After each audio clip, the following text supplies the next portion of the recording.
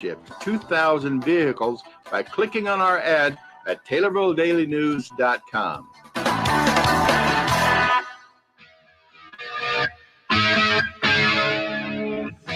Welcome to the WTIM Morning Show. I'm Avery Cooper, your host. Your stream is co-sponsored by People's Bank and Trust, where they put people first, and Landmark of Taylorville, where you always do better with Landmark. I'm on the phone here with U.S. Representative Rodney Davis. Welcome back to Illinois after your trip to the Capitol, Representative Davis. Oh, thanks for having me, buddy. It's great to have you here. I understand you spent a little bit of time talking with some Vandalia CEO students. I did. You know, I always love the CEO class like we have in Taylorville. And I just got done speaking with the group from Vandalia and St. Elmo High Schools, and just spent the last hour with them down here in Vandalia talking about leadership and you know how you can achieve the American dream here in the United States still. And I don't believe all the naysayers. And they work hard, they get a good education, and they're nice to people. They can succeed in any career path they choose. Sounds like you know from experience a little bit there. Just a little. It's a little bit. It's interesting to grow up in a small town like they are, and understand that you can be just as successful as anyone, no matter who they are or where they come from. Absolutely. So while you were in D.C., you seemed pretty busy. Especially you. It looks like you introduced two bills. One includes making the President Trump tax cuts permanent. What would this bill do? And what is it for people that aren't familiar with it? Well, remember, when I helped President Trump pass his tax cut legislation back in 2017, the Democrats in the Senate did not want to make the individual tax rates, which are the small business tax rates also, they did not want to make them permanent. And they didn't vote to do so. Instead, they settled on making the corporate tax rates permanent. And we have to fix that, because families who have relied upon the money coming back into their family budget from the Trump tax cuts that I helped craft, they don't deserve to have a tax increase. And I introduced this bill in 2018, and I'm introducing it again this Congress, because it's imperative that we send a message to those American families who the IRS has shown were the main beneficiaries of the Trump tax cut bill I helped write. We need to make sure that they keep money in their pocket. In a local sense, or in a regional sense, perhaps in your district, how did Illinoisans see the impact of that bill that you helped pass in 2016 or 2017? 2017. Yeah, 2017. So how did Illinoisans feel that impact afterwards? Oh, they felt that impact almost immediately. Remember, the Tax Cut and Jobs Act that we worked to pass in the Trump administration, it really set us on a path pre-pandemic to historic economic growth and historic low unemployment. But then the pandemic hit, and I believe that it's because of where we were pre-pandemic, it allowed us to get our economy going as far as we have, although we still have inflationary issues that this president's failing to address. And we have other economic issues about labor shortages that were exacerbated by some of the COVID response policies that were at the federal and the state level.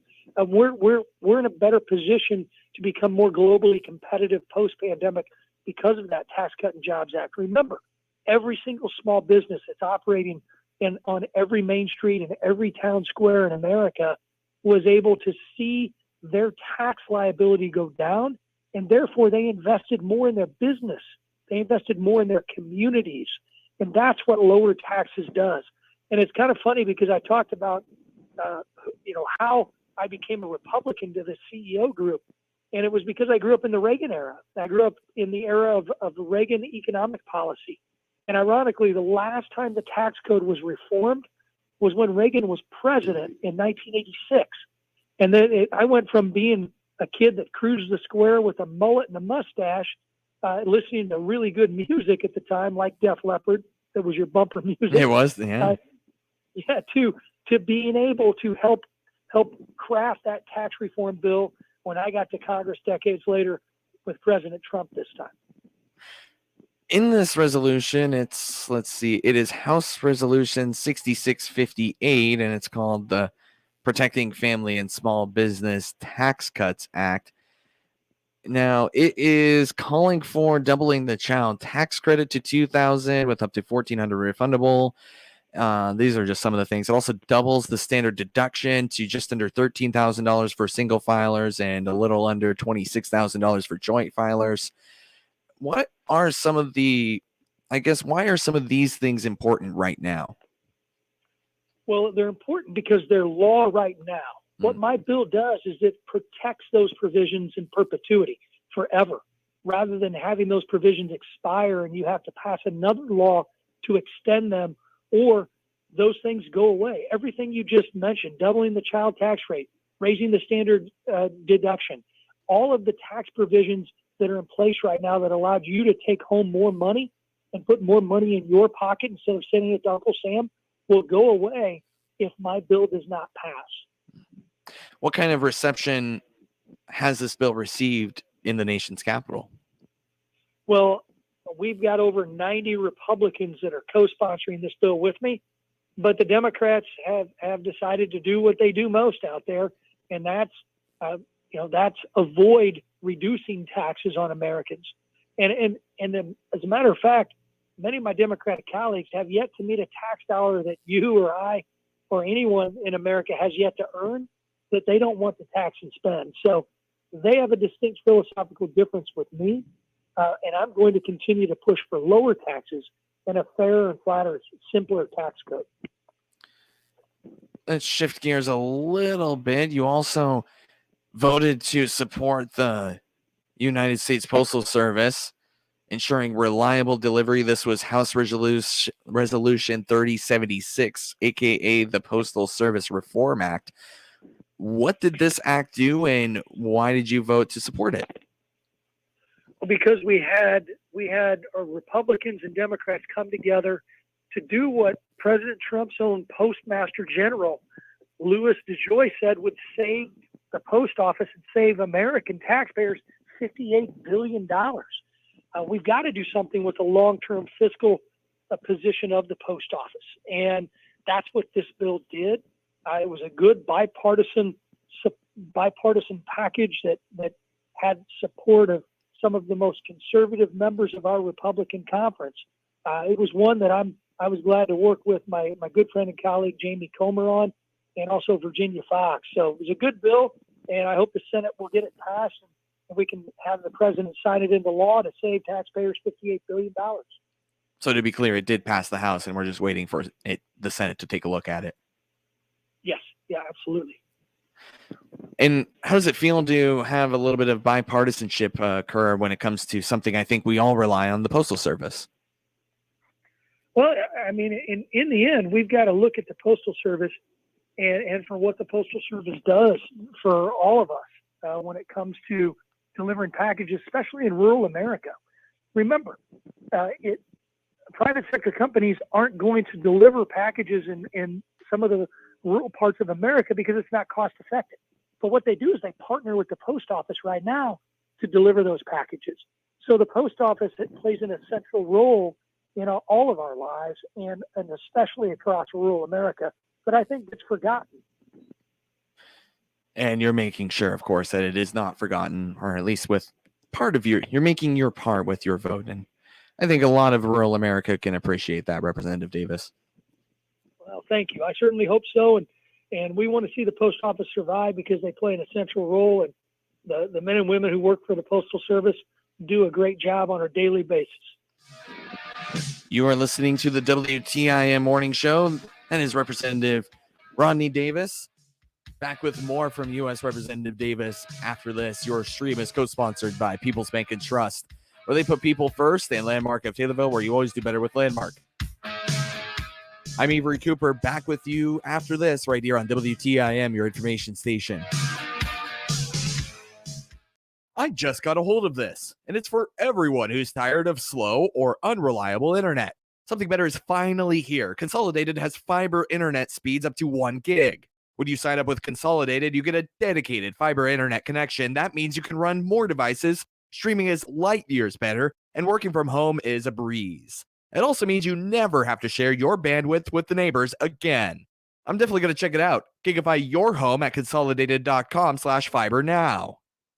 If you're looking for local hunting and fishing information, then join us for Central Illinois Outdoors with me, Jared White, Saturdays at 10 a.m. here on WTIM. Every weekend, we'll offer detailed local fishing reports from professional guides. We'll swap stories with local celebrity sportsmen, and I'll invite you to share your stories as well. Central Illinois Outdoors with Jared White, every Saturday morning at 10 on all WTIM platforms. And on demand at CentralIllinoisOutdoors.com. Brought to you by Bob Ridings in Pana and the Clinton, Illinois Chamber of Commerce and Tourism Bureau. 7 mattresses ago, I wised up and got a great night's sleep from the Yawn Exterminators at Just Beds. And you should too. Be like Abe. All this month, save big on Bemco, Arctic Breeze, Max Life, and Chatham Wells mattresses. Queen pillow top starting at $289. Twin mattresses starting at $169. Don't forget free delivery, setup, and removal. You got it, Abe. As always, free delivery, setup, and removal of your old bedding. Visit the Yawn Exterminators at Just Beds on Monvale Drive, Springfield. Just Beds. I'm Will Perkins, President and CEO of the Taylorville Community Credit Union. TCCU is proud to be the exclusive sponsor of the Miller Media Group Community Spotlight, allowing a different nonprofit organization to be highlighted on WTIM, WMKR, and WRAN each month. Hi, I'm Kathy Coker, Executive Director at Loving Arms Pregnancy Center. We provide free and confidential services pertaining to pregnancy and related issues. We provide on-site pregnancy tests, options counseling, ultrasound and medical referrals, as well as parenting education and so much more. Loving Arms Pregnancy Center has 2 locations, in Taylorville at 500 North Walnut Street and in Pana at 201 South Locust Street. You can reach us by calling 217-824-7200 or by visiting lovingarmsillinois.com. This is Cammie Payne, General Manager of the Miller Media Group. We, along with TCCU, are proud to bring you the Community Spotlight each month. TCCU is proud to be the exclusive sponsor of the Miller Media Group Community Spotlight. Come join us. You'll wonder why you waited. Member NCUA. Anderson Jewelers in Taylorville is Christian County's only retail jewelry store. Click our icon on Taylorville Daily News to browse our selection of engagement rings, wedding sets, watches, gifts, and more. Taylorville Estates may be able to help you or your loved one prevent early nursing home placement. Click on our icon at TaylorvilleDailyNews.com to see our comparison chart. For a personal tour, call me, Janet Dobbs, at 824-2222.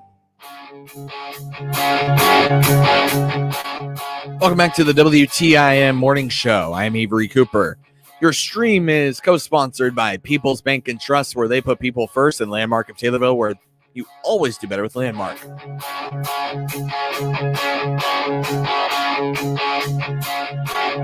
I'm here on the phone with U.S. Representative Rodney Davis, as he's back here in Illinois after a trip to the nation's capital. And while he was there, he introduced a couple of acts, one of which we already talked about. But this act has to do with critical infrastructure manufacturing and feasibility. That's actually what it's called, the Critical Infrastructure Manufacturing Feasibility Act. And according to RodneyDavis.house.gov's the website for Representative Davis, it tasks the Commerce Department to conduct feasibility studies to determine whether goods manufactured in critical infrastructure sectors can be made in America. Representative Davis, what, in a little bit simpler terms, what does this bill do? Well, it actually addresses some of the things we've talked about on this show before, Avery, and that's our supply chain crisis.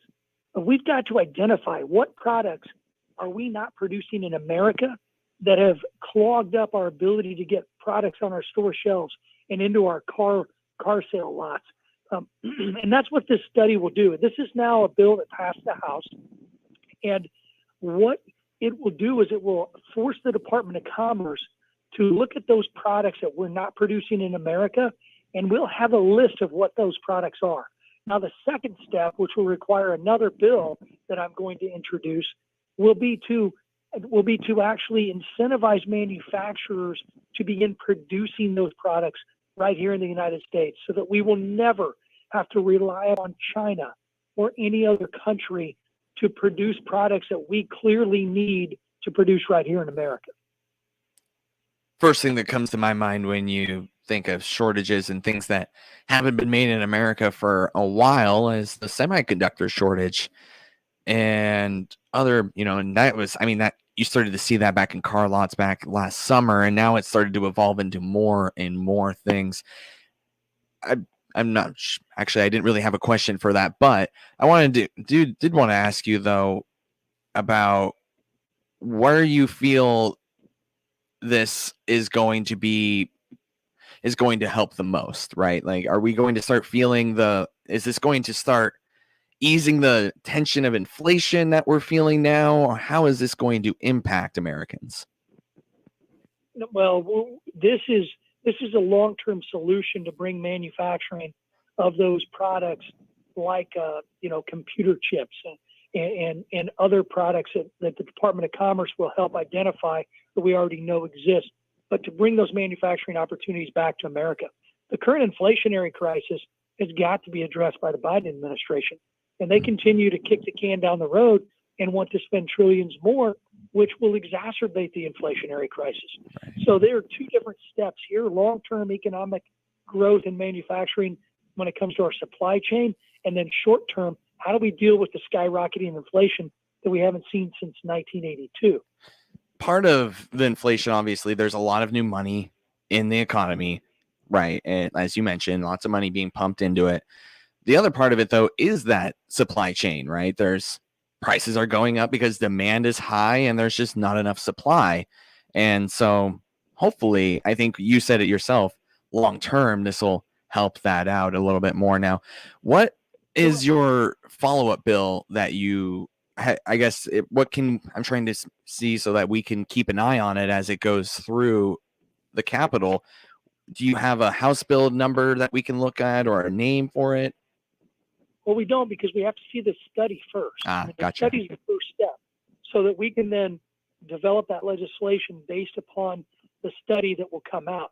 We're in the process of developing that language, and we'll continue to work with my colleagues to put together plans that I'd like to see would incentivize bringing jobs and manufacturing back to places like the industrial park in Taylorville, for example. But it's putting together a package of ideas that would incentivize small businesses, small manufacturers, and large manufacturers to begin producing the products here in the United States again. How would they incentivize those manufacturers? What's that? How would they incentivize, or how would this bill incentivize them? Well, my goal long term is to develop a program that would allow a company to come in. They'll have to put a financing package together to expand and create a facility.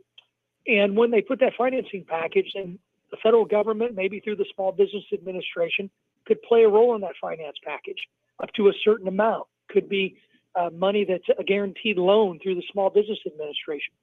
And then once that company is able to create the manufacturing of the products that we've already identified we don't produce right now in the United States, and once that company has identified that they've created a certain number of jobs to manufacture those products and they have been producing those products for a certain amount of time, then why don't we use a loan forgiveness program like we did with the PPP program? Once they met a set of standards, then they got that loan forgiven. That's the incentive that would be used to bring those products and bring that manufacturing back to the United States. Representative Davis, I know you're a busy guy. We're running out of time. Anything else on your mind before you get back to touring Vandalia in that area? Well, I just want to say thank you to you and to your listeners for allowing me on. Keep in mind, some of these policies, it may make your eyes glaze over, but we've got to have good policies in Washington to be able to move our economy forward. And that's what I truly focus on. And I just appreciate you letting me explain them. Oh, you are excellent at explaining them, and you don't make my eyes glaze over at all. Thank you so much, Representative Davis, for coming on. Thanks, Avery. You take care, buddy. You too. That is U.S. Representative Rodney Davis right here on the WTIM Morning Show. Your stream is co-sponsored by People's Bank and Trust, where they put people first. and Landmark of Taylorville, where you always do better with Landmark.